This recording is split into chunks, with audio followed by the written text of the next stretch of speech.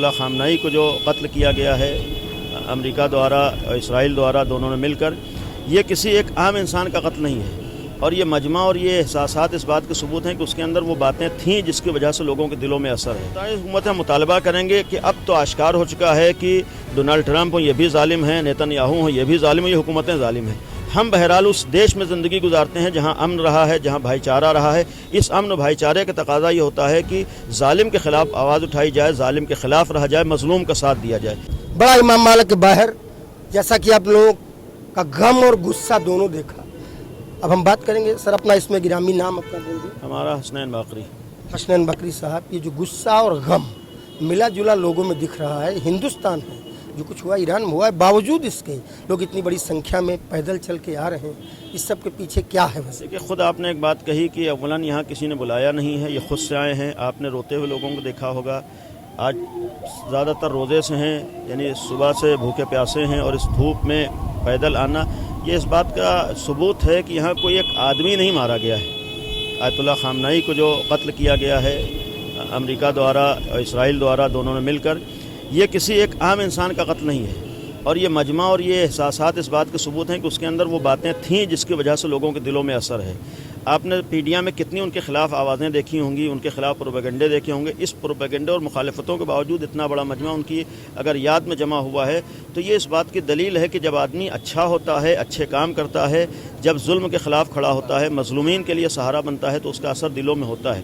آج پروپیگنڈے بہت سے کیے گئے، لیکن آیت اللہ خامنائی کو دنیا نے پہچاننے نہیں دیا ہے، اور آج بھی ضرورت ہے کہ ایسے لوگوں کو لوگ پہچانیں۔ اس شخص نے پوری زندگی، تقریباً 85-86 سال کی ایج تھی، پوری زندگی سماج کے لیے، مانوتا کے لیے، انسانیت کے لیے گزاری ہے۔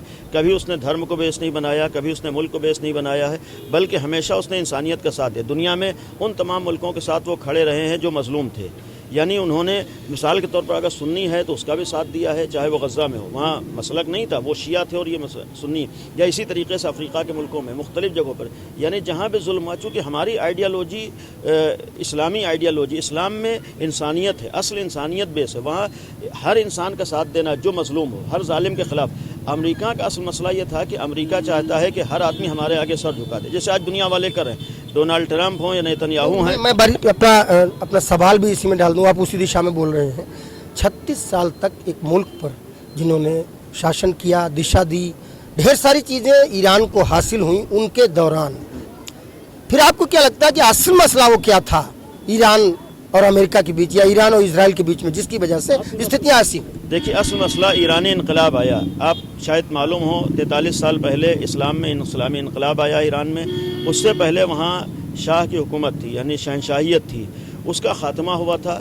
شہنشاہیت کا مطلب جیسے آج بعض اسلامی ملکوں میں آپ دیکھ رہے ہیں کہ یعنی شاسن ہے، وہ جیسے چاہتا ہے ظلم کرتا ہے، جیسے چاہتا ہے ناانصافی کرتا ہے، ہر آدمی کو غلام بنا کر رکھنا چاہتا ہے۔ پبلک کھڑی بھی اس کا خاتمہ ہوا تھا۔ امام خمینی رحمۃ اللہ علیہ نے، آپ نے ان کا نام سنا ہوگا، خمینی صاحب جو انقلاب لے کر آئے تھے۔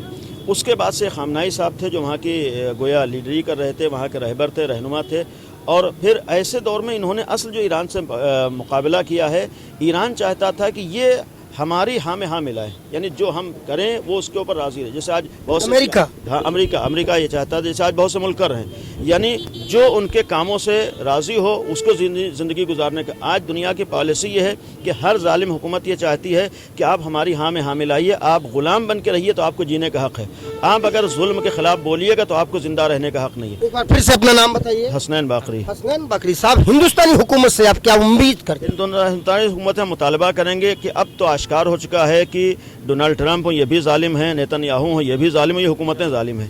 ہم بہرحال اس دیش میں زندگی گزارتے ہیں جہاں امن رہا ہے، جہاں بھائی چارہ رہا ہے۔ اس امن و بھائی چارے کا تقاضا یہ ہوتا ہے کہ ظالم کے خلاف آواز اٹھائی جائے، ظالم کے خلاف رہا جائے، مظلوم کا ساتھ دیا جائے۔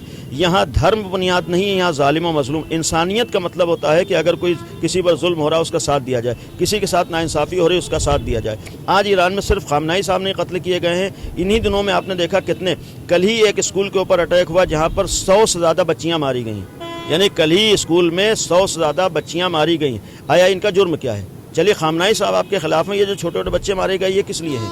तो कम से कम इतना तो मालूम हो गया है कि ये जालिम हुकूमतें, जब जालिम हुकूमतें हैं तो हमारी इंसानियत का, अगर हमारे अंदर इंसानियत है, हम सच्चे धर्म वाले हैं, तो इसका मतलब है कि हम जालिम के खिलाफ खड़े हों। हमारा मुतालबा कुछ लोग यजीद और हुसैन के मामले की बात कर रहे हैं आज के ज़माने में, तो यजीद कौन है और हुसैन कौन है? वहाँ दो आइडियालॉजी हैं, असल यजीद हुसैन। करबला में नबी के नवासे हुसैन इब्न अली थे और उनके मुकाबले में यजीद आया था। ये इंसानियत के लिए थे, ये अच्छाई के लिए थे, सच्चाई के लिए खड़े हुए थे। वो उसके मुकाबले में वही जो आज अमेरिका कर रहा है वही यजीद कर रहा था, जो आज नेतन्याहू कर रहा है वही यजीद कर रहा था, जो आज डोनाल्ड ट्रंप कर रहे हैं वही यजीद कर रहा था।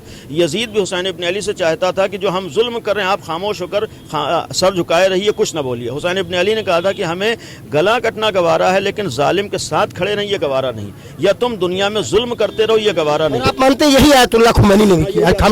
आयतुल्लाह खुमैनी का भी यही रास्ता था, यही आयतुल्लाह खामनाई का भी रास्ता था। यानी अल्हम्दुलिल्लाह हम इस बात के ऊपर फख्र करते हैं कि हम शिया अली हैं। हम लोगों का रास्ता वो है जो करबला से हुसैन इब्न अली ने दिया था। वो रास्ता ये था कि जालिम के खिलाफ रहो, मजलूम के साथी रहो, और यही खामनाई साहब करते रहे। और अगर आज खामनाई साहब मरे हैं तो खामनाई साहब मरे हैं, लेकिन उनका मिशन नहीं मरा है। एक खामनाई अगर कत्ल किया गया है तो हज़ारों खामनाई सामने आएंगे। ये करबला से मिशन चला है और ये आखिर तक चलता रहेगा। यजीद जैसे लोग हर ज़माने में कोशिशें करते रहेंगे।